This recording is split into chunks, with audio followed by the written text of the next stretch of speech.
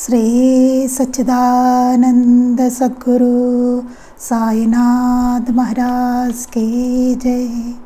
శ్రీ సచ్చిదానంద సద్గురు అలివేలు మంగమ్మ సహిత భరద్వాజ మహారాజ్ కీ జై. శ్రీ సచ్చిదానంద సద్గురు నాంపల్లి బాబా మహారాజ్ కీ జై.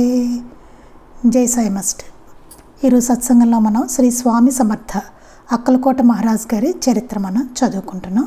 రచన పూజ్యశ్రీ ఆచార్య ఎక్కిరాల భరద్వాజ మాస్టర్ గారు. దీనిలో మనం 5వ అధ్యాయాన్ని మనం చదువుకుంటున్నాం. స్వామి ఎంతమందిని గొప్పవారిగాను మహనీయులుగాను వారిని మార్చారు అన్న దాని గురించి మనం చదువుకుంటున్నాం. నిన్న మనం శ్రీకృష్ణ సరస్వతి లేక కుమారస్వామి చదువుకున్నాం. శ్రీ కేల్కర్ మహారాజ్ కూడా చదువుకున్నాం.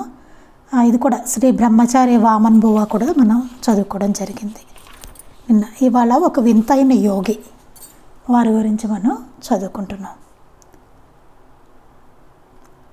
మైందర్గిలో ఒక విచిత్రమైన కుటుంబం ఉండేది. అదేమి అదృష్టమో కానీ ఆ కుటుంబంలోని వారంతా పిచ్చివారే. అదృష్టం అంటండి. వాళ్ళ కుటుంబంలో అందరూ చాలా పిచ్చివాళ్ళట. అందరూ ఉన్న వాళ్ళందరూ కొంతకాలానికి ఒకడు తప్ప ఆ కుటుంబంలోని వారంతా కాలగర్భంలో కలిసిపోయారు. ఒకడే ఉండిపోయాడు, మిగతా వాళ్ళందరూ చనిపోయారు అన్నమాట కొంతకాలానికి. స్వామి భక్తుడు ఒకడు ఆ ఊరివాడు ఆ పిచ్చివాడి పరిస్థితి చూసి జాలిపడి అతన్ని స్వామి దర్శనానికి తీసుకెళ్ళి అతడి పిచ్చి తగ్గించమని స్వామిని ప్రార్థించాడు. స్వామి భక్తుడు ఒక అతను ఈ పిచ్చివాడిని చూసి జాలిపడి స్వామి దర్శనానికని పిచ్చి తగ్గించండి అని చెప్పి తీసుకొచ్చి స్వామి దర్శనానికని తీసుకొచ్చి ప్రార్థించట. స్వామి ఏమీ జవాబు చెప్పక కొద్దిసేపు అతడికేసి చూస్తూ ఉండిపోయారు. సుమారు 15 రోజుల వరకు ఆ పిచ్చివాడు సాయి సన్నిధిలోనే ఉన్నాడు, స్వామి సన్నిధిలోనే ఉన్నాడు. 15 రోజుల పాటు స్వామి అలా అతడికేసి చూస్తుండిపోయారు కానీ ఏం మాట్లాడలేదు. సుమారు 15 రోజుల వరకు ఆ పిచ్చివాడు స్వామి సన్నిధిలో ఉన్నట్టండి. 16వ రోజున స్వామి అతన్ని తిరిగి మైందర్కి పంపించివేశారు. 15 రోజులు ఉన్నాడు, 16 రోజు అతని ఊరికి పంపించేశారు. కొద్ది రోజుల తర్వాత ఆ పిచ్చివానిలో వచ్చిన మహత్తరమైన పరిణామానికి అందరూ నివ్వెరపోయారు. అతనిలో ఏదో మార్పు వచ్చిందిటండి. ఆ మార్పుకి అందరూ అసలు ఆశ్చర్యపోయారు. అతడు పిచ్చివాడు కాడు, వాక్శుద్ధి కలిగిన మహనీయుడు. అంతకుముందు పిచ్చివాడేమో కానీ ఇప్పుడు అతను పిచ్చివాడు కాదు, వాక్శుద్ధి ఉందట. అతను ఏదంటే అది జరిగిపోయేటువంటి శుద్ధి, అతనికి వాక్శుద్ధి వచ్చేసిందట స్వామి దగ్గరికి వెళ్ళేసరికి. అంటే అతను నోటి వెంట వచ్చిన మాట జరిగి తీరవలసిందే. చాలామంది వారి మనసులో ఉన్న కోరికల గురించి అతని చేత అవును అనిపించుకోవాలని ప్రయత్నించేవారు. అతను అవును అన్నాడంటే మనసులో ఎవరైనా కోరిక చెప్పారనుకోండి, అవును అన్నాడు అనుకోండి, అది జరిగిపోవాల్సిందేట. అలా వాక్శుద్ధి వచ్చేసింది అతనికి. కానీ ఒక్కొక్కప్పుడు ఎవరెంత బతిమాలినా వారి పనుల గురించి అవుతుంది అనేవాడు కాడు. ఒక్కోసారి వాళ్ళు ఎంత చెప్పినా సరే, ఎంత బతిమాలినా సరే అవుతుంది అన్న మాట మాత్రం అతను అనేవాడు మాత్రం కాదు. అంటే అది జరగదన్నమాట. ఒకరోజు ఒకడు తన ప్రయత్నం నిష్ఫలమైందన్న కోపంతో ఏమయ్యా అవుతుంది అంటే నీదేం పోతుంది, నాకు పనవడం నీకు ఇష్టం లేదా అన్నాడు. అప్పుడు ఆ మహాత్ముడు తానట్లా అన్నట్లయితే శ్రీ అక్కలకోట స్వామి తనను చావగొట్టి చర్మం ఒలుస్తారని చెప్పాడు. ఒకసారి అతనికి చాలా కోపం వచ్చిందంటే, ఏమయ్యా నీదేం పోయింది, నా పని అవడం నీకు ఇష్టం లేదా, అవుతుంది అంటే నీదేం పోయింది అన్నట్టు. అంటే అప్పుడు ఆ మహాత్ముడు అన్నట్టు నేను అలా అంటే కనుక అదే ఇప్పుడు మహాత్ముడు అతడు, ఒకప్పుడు పిచ్చివాడు అతను, ఇప్పుడు మహాత్ముడు అతను.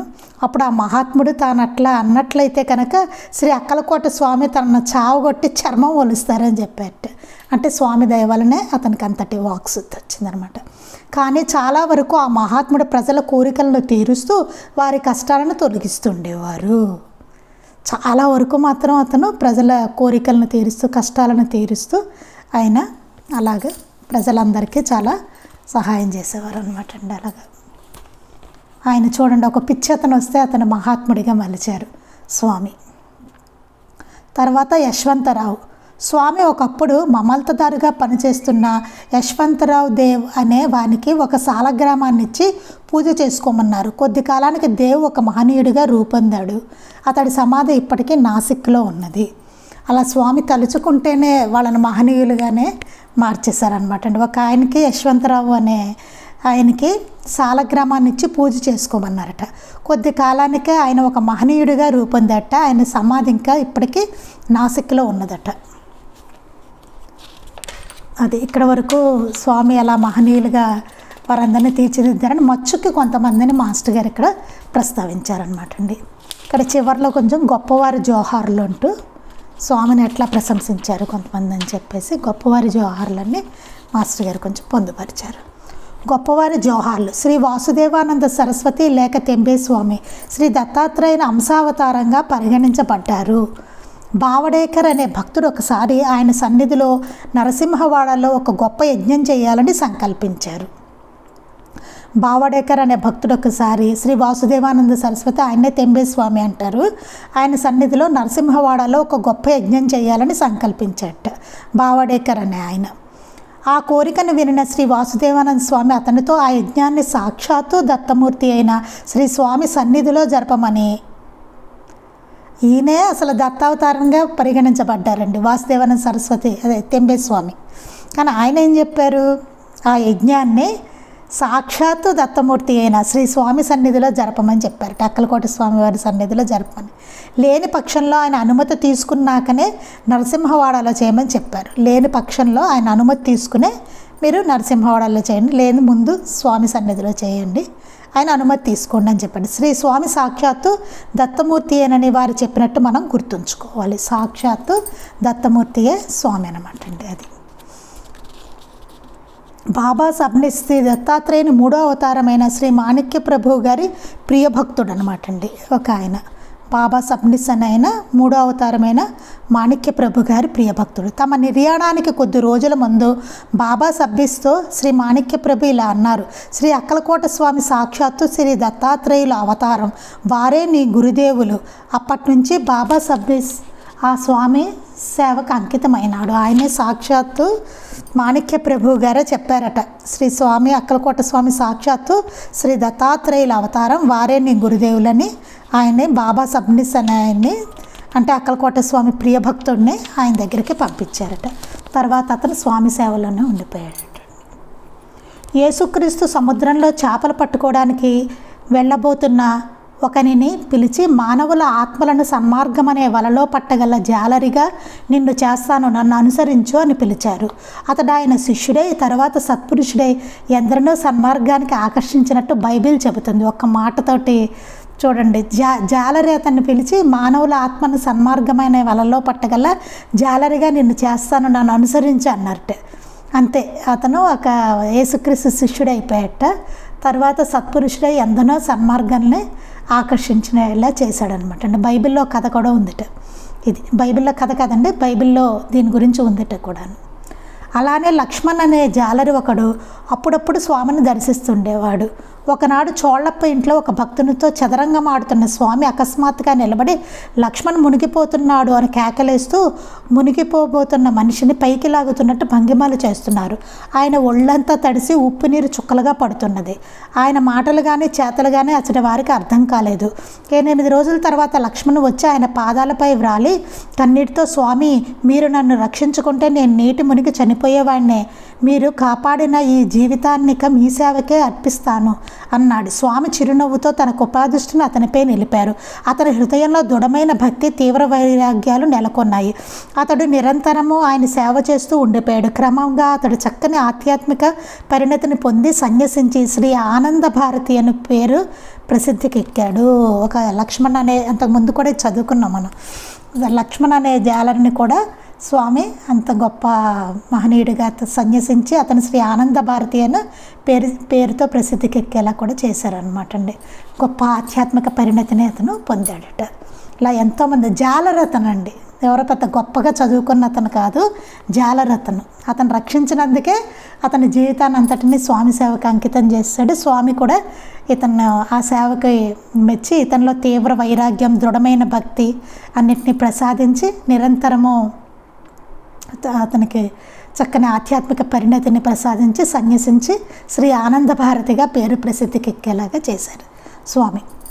ఒకసారి శ్రీ జగద్గురు శంకరాచార్య శంఖేశ్వర పీఠం అక్కలకోటకు ఆ రాజుగారి అతిథిగా వచ్చారటండి. రాజుగారి దగ్గరికి అతిథిగా వచ్చారట శంకేశ్వర పీఠం అధిపతి జగద్గురు శంకరాచార్యటండి.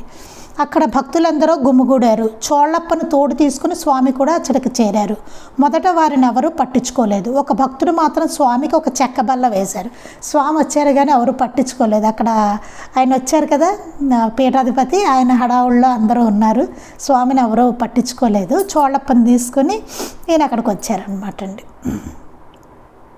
ఒక భక్తుడు మాత్రం స్వామికి చెక్కబల్ల వేశాడు. అందులో శ్రీ శంకరాచార్య గారి దృష్టి దానిపై కూర్చున్న స్వామి మీద పడింది.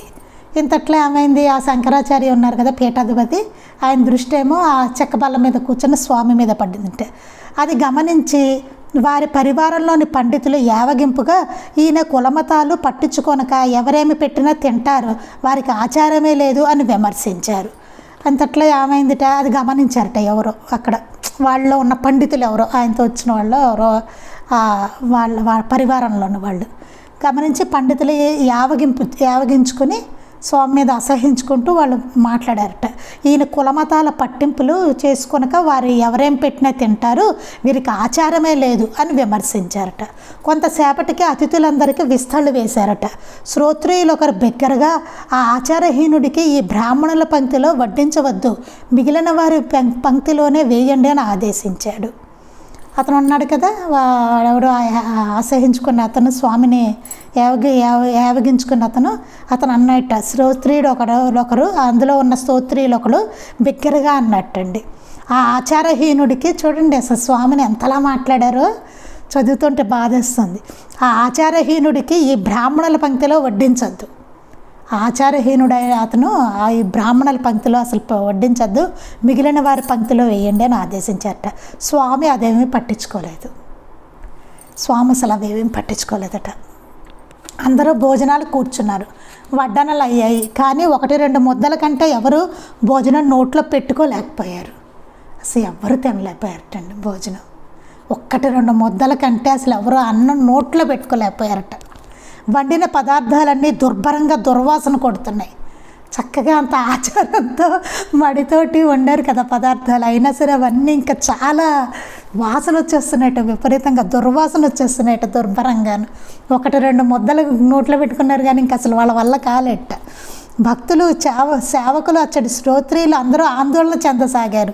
అందరూ ఆందోళన పడిపోయారట. ఏమిటి బాబా ఇలా అయిపోయింది, ఇంత వాసన వచ్చేస్తున్నాయి ఏమిటి, పదార్థాలన్నీ మొత్తం అన్ని పదార్థాలు అట్లాగే అయిపోయాయి ఏమిటి అని.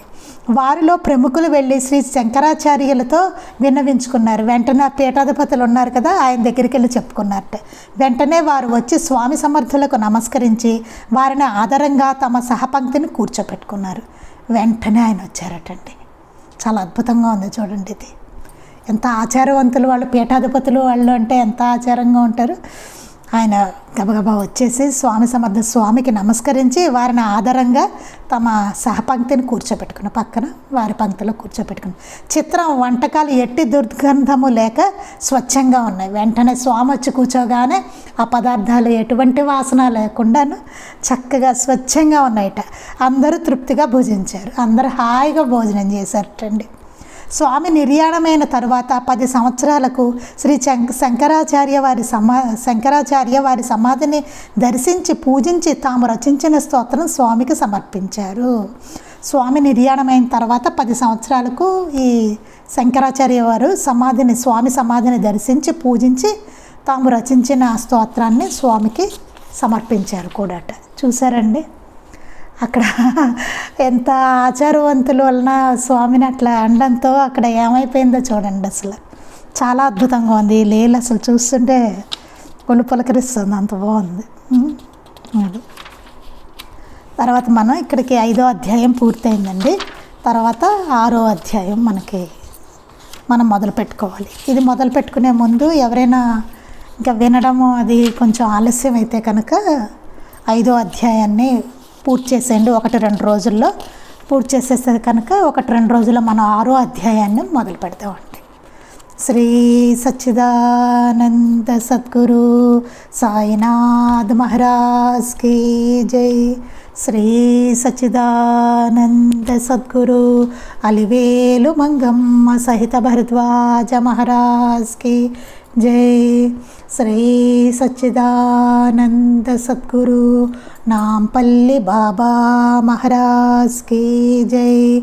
గురుదేవ దత్త అవధూత చింతన.